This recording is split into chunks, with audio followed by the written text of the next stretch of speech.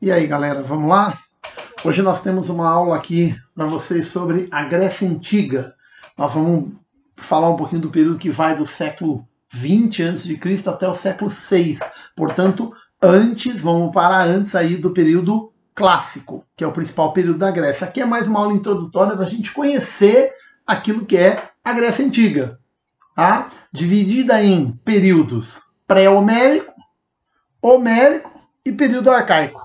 E depois, o principal período da Grécia Antiga, o período clássico, que a gente vai falar numa outra videoaula. O período pré-homérico tem esse nome por causa das obras do Homero, Ilíada e Odisseia, certo? E esse período pré-homérico, ele é anterior ao Homero, tem pouquíssima informação sobre esse período, muita dúvida sobre esse período, tá? E a gente vai dar algumas informações bem gerais desse período aí.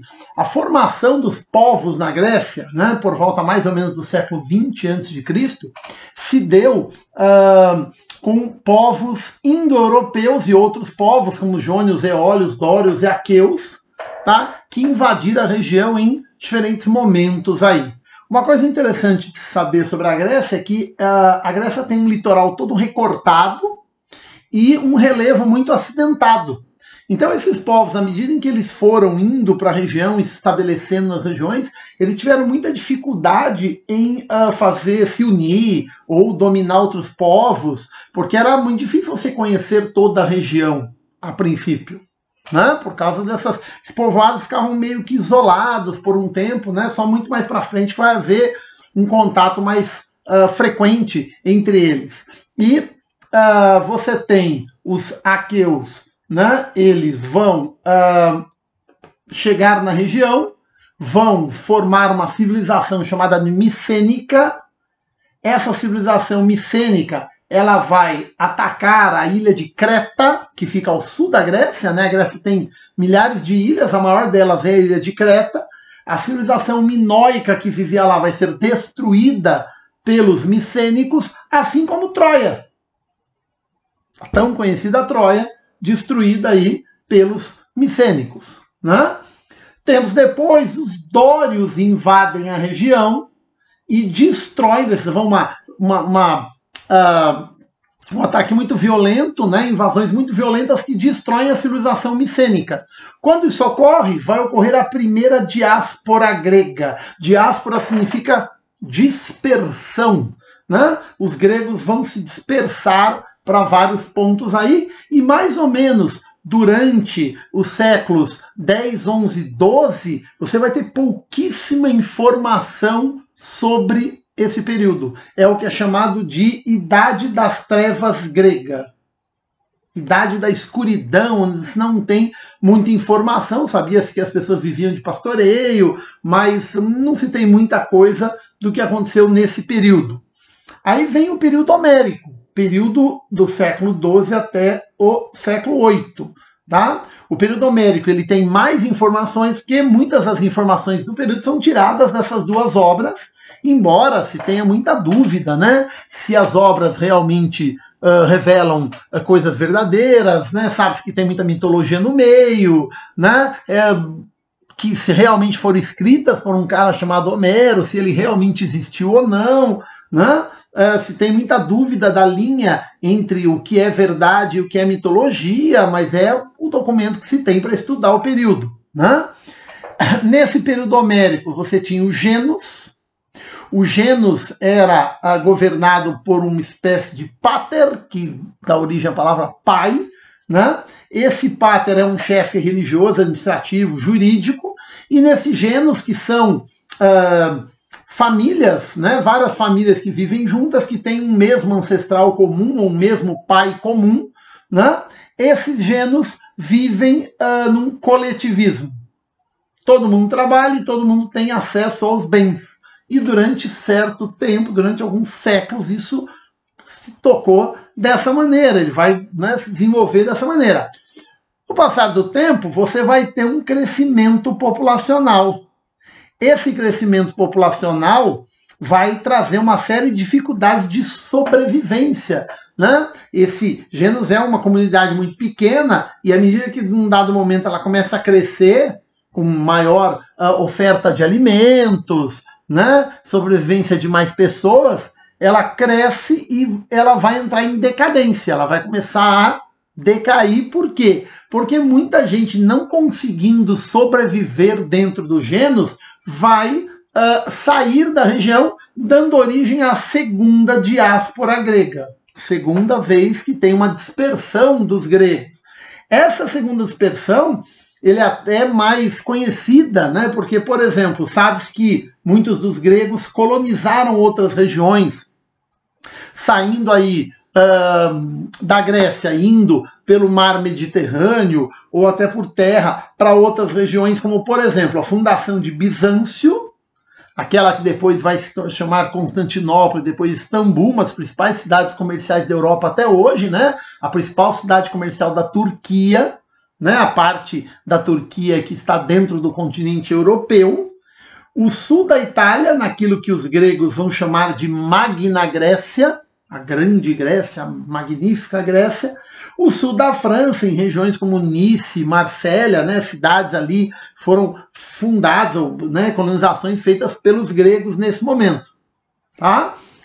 A partir do século VIII, então, você tem um outro tipo de organização social, o que dá origem ao período arcaico. Então, os Genus entraram em crise, essa crise deu uma dispersão e se formou um outro tipo de organização social que é característica do período arcaico. Tá? Como é que se formou isso? Você tem aristocratas se unem em fratrias, tá? Que vão se formar em tribos. O que é uma aristocracia? A palavra aristocracia significa os melhores no poder. Tá? Perceba, não são os mais ricos, os melhores, tá? No poder. Então, por exemplo, se é uma sociedade guerreira, podem ser os melhores guerreiros, né? Certo? Se é uma sociedade de pessoas que vão discutir as coisas politicamente, pode ser aqueles que têm a melhor retórica, ou a melhor capacidade de discussão, melhor capacidade de liderança, né? Os melhores no poder. Na realidade, o que acontece? As pessoas saíram do Genus aqui, aqueles que tinham um pouco mais de condições, que eram um pouco melhor em termos financeiros até, eles acabam se unindo, formando uma outra categoria que já não tem mais a ver com aquilo que existia antes, que era um ancestral comum. Né? Formar essas aristocracias, se unir em fratrias, e essas se formam tribos. Essas tribos, com o passar de um certo tempo, elas começam a construir cidades fortificadas, as chamadas acrópodes. Então eles faziam o seguinte, eles pegavam uma região perto do mar, naquele relevo todo recortado, você tem montanhas, constrói, né, a acrópode na parte mais alta, até para não serem atacados. Numa guerra, se você está em cima, você tem vantagem militar, né?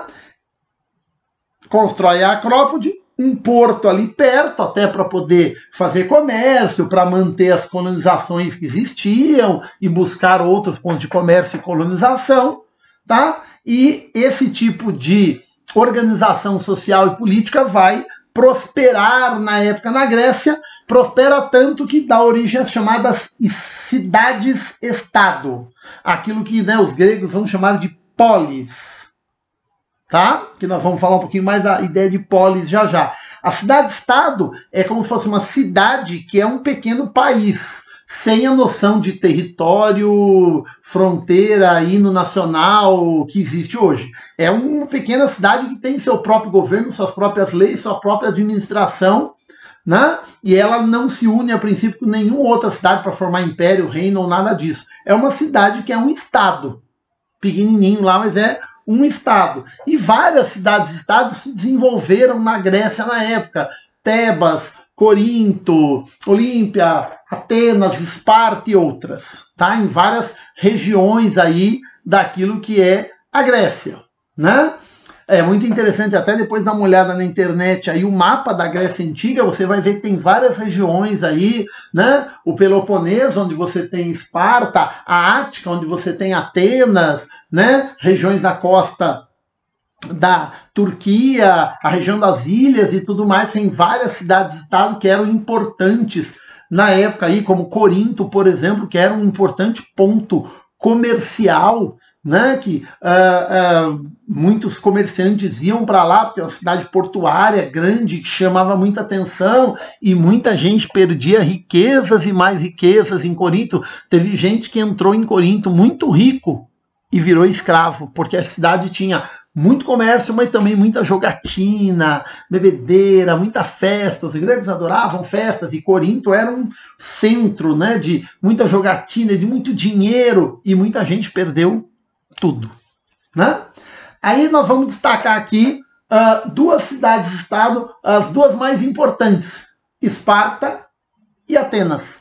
Elas vão se tornar as mais importantes porque elas vão liderar outras cidades em vários momentos, né? Como, por exemplo, nas guerras médicas, guerras que os gregos fizeram contra os persas. Elas serão as duas cidades que vão liderar aí os gregos, e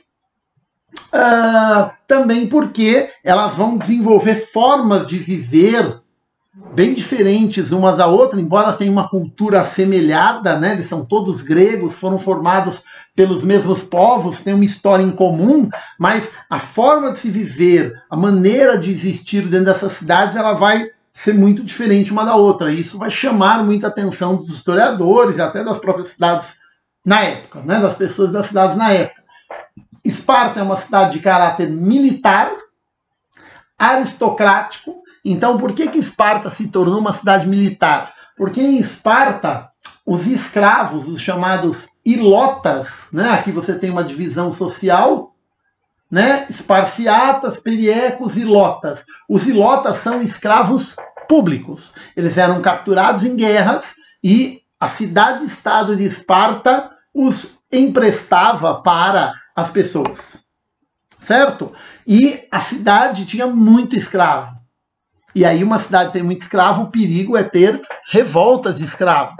Então o que faziam os cidadãos espartanos? Eles foram ao longo do tempo, tá? Muito antes de Esparta aparecer aqui, à medida que Esparta foi se formando, eles vão se militarizando contra esses escravos, contra essas camadas de escravos. E aí em Esparta vai chegar um momento aqui no período arcaico que tem treinamento militar para mulheres, para crianças, né? E o grande sonho de todo espartano é ir para a guerra, é ser guerreiro, né? Porque a cidade ela respira, ela transpira guerra o tempo todo, né? A arte espartana transpira guerra e tudo mais. Tanto é que é uma cidade que ela é meio fechada em relação às outras cidades a princípio. Esparta não é uma cidade que se abre para o mundo, ela é meio fechada e vive basicamente de agricultura, certo? Vive basicamente de agricultura. Se você assistiu aquele filme 300, aparece lá o sonho dos guerreiros espartanos, né? O que é? Eles irem, né? Quando eles voltam, assim, eles passando a mão nos campos de trigo, né?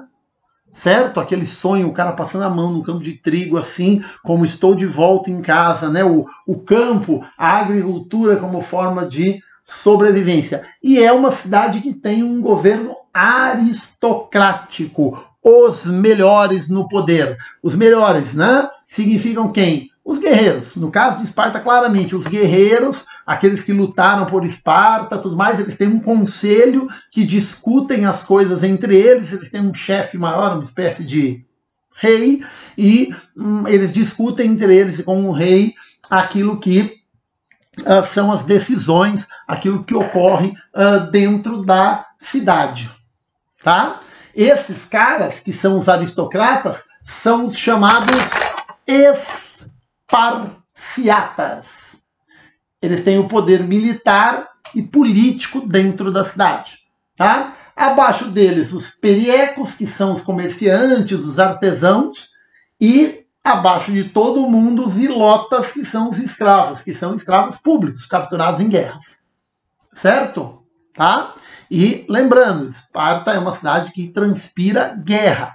Uma curiosidade sobre Esparta é que as mulheres dos esparciatas podiam participar das decisões. Uma coisa meio estranha, porque você vai ver, por exemplo, que na Grécia ateniense, Atenas, né? E na maior parte das cidades da Grécia, a mulher não pode participar, são sociedades muito machistas, né? Certo? Mas percebam, é só a mulher dos esparciatas, portanto são pouquíssimas mulheres que vão participar de alguma coisa na decisão política, tá? As dos periecos e, óbvio, dos ilotas, não, né? Atenas é uma cidade que vai se enriquecer muito, porque ela é uma cidade comercial, tá? Então ela vai ter um rico comércio na medida em que ela vai se formando ao longo da história. Politicamente, Atenas teve vários regimes políticos se formaram em Atenas: monarquia, oligarquia, o governo dos mais ricos, tirania, quando um governante ele apoia, né, e dá privilégios para um grupo da sociedade contra o outro, né? Certo? E democracia, que é o que a gente vai falar mais quando a gente discutir a Grécia clássica, né? Que é o principal período aí da Grécia, né? Que aí Atenas se torna uma democracia, certo? A polis, né, ateniense, ela vai dar origem à palavra política, porque antes até da democracia, né, quando os chamados eupátridas, está aqui, ó, a divisão social: eupátridas, ectemoros ou georgóis, demiurgos e tetas, né? Os eupátridas, que são os grandes proprietários de terra que mandam na cidade, eles têm um governo aristocrático, né? Eles têm um governo oligárquico até, né? E esse governo oligárquico dos mais ricos, que são eles, tá? Eles criam uma visão de que a política, né? Ou seja, na verdade eles reúnem no centro da polis, isso dá origem, né, ao termo política, fazer política, né? E eles criam algumas noções políticas a partir daí, que são a ideia de que todo mundo que vai discutir política é igual. Então não importava se um eupátrida era mais rico, o outro era um eupátrida não tão rico. Eles eram iguais. Na discussão, eles eram iguais, né? É meio aquela história de que quem sai na chuva é para se molhar, né? Você vai para uma discussão política, você sabe que você pode expor sua opinião, mas você vai também tomar o argumento contrário, vai ser contestado, criticado demais, e eles sabiam disso, né? Porque sabiam que todo mundo tinha liberdade de falar, todo mundo dentro dos eupátridas. Portanto, né, você tem uma visão bem aristocrática dos eupátridas aí do que é essa forma de governar. Só depois, com a democracia, que a coisa vai mudar um pouco, com a participação das camadas mais baixas, dos ectemoros, os pequenos proprietários de terra, e dos demiurgos, que são os artesãos. A princípio, né, os eupátridas, eles criavam uma visão de que tem uma parcela da população que não pode participar. Essa parcela que não pode participar são os metecos. Os metecos não podiam participar das decisões, por quê? Porque, segundo os eupátridas, quando eles se preocupavam com a própria sobrevivência, eles não podiam participar.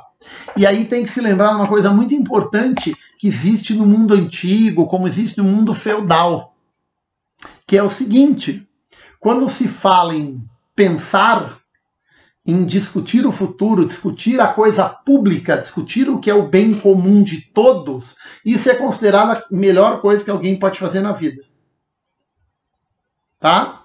Trabalhar é a pior coisa que alguém pode fazer na vida. Vai lá para baixo. Né? Ou seja, quem trabalha não pode fazer política. Porque o trabalho era visto como algo penoso, ruim. Nas origens das palavras trabalho na Europa, você sempre tem termos pejorativos, com carga negativa. Tá? Porque essa é a visão da época, né? Olha, trabalhar é péssimo. Quem discute, quem pensa, quem se preocupa com o futuro, quem se preocupa com o bem comum, não pode trabalhar. Por isso que essas sociedades têm escravos, né? Certo? Tem os escravos que fazem o trabalho. Então, quem não pode participar da discussão? Escravos, estrangeiros, que fazem comércio, estão enriquecendo, se preocupando com a própria sobrevivência, os pobres, que isso só vai ser rompido na democracia, e as mulheres. Em Atenas, as mulheres não participavam. E por quê? Por que não participavam? Porque eles diziam que as mulheres elas eram fundamentais para a sobrevivência daquela sociedade, daquela cidade-estado, daquela polis, porque elas davam à luz. Elas eram fundamentais para a sobrevivência, então elas não podem participar. Ou desculpinha machista, né? Mas é isso aí, era o que se criou na época, e esses todos são chamados de metecos, aqueles que não podem participar. Há também uma outra categoria política que são os idiotas. E a palavra idiota aqui não tem o mesmo significado que tem para nós no dia de hoje, embora o prefixo seja o mesmo. Id significa para si próprio, para si mesmo. Na Grécia Antiga, idiota é aquele que só se preocupa consigo mesmo. Ele não se preocupa com o bem comum. Ele não se preocupa com aquilo que é a vida das pessoas no geral. Então ele não vai lá discutir. Ele era, por exemplo, um eupátrida, grande proprietário de terra, mas que não ia discutir na polis. Então os outros eupátridas diziam, esse é um idiota. Né? Certo? Ou seja, ele só se preocupa consigo mesmo. Ele não percebe que há algo maior para se preocupar, que é o bem comum, que é aquilo que é a coisa pública, né? Que são as decisões que afetam todas as pessoas, e não só a si próprio. Certo? Então, Atenas, Esparta, Atenas vai ter ainda, né, um enorme florescimento cultural, mas a gente vai tratar isso melhor quando a gente falar da Grécia clássica, que isso tem muito a ver com a democracia. Beleza? Então, é isso aí. Valeu, fiquem ligados aí. Até mais.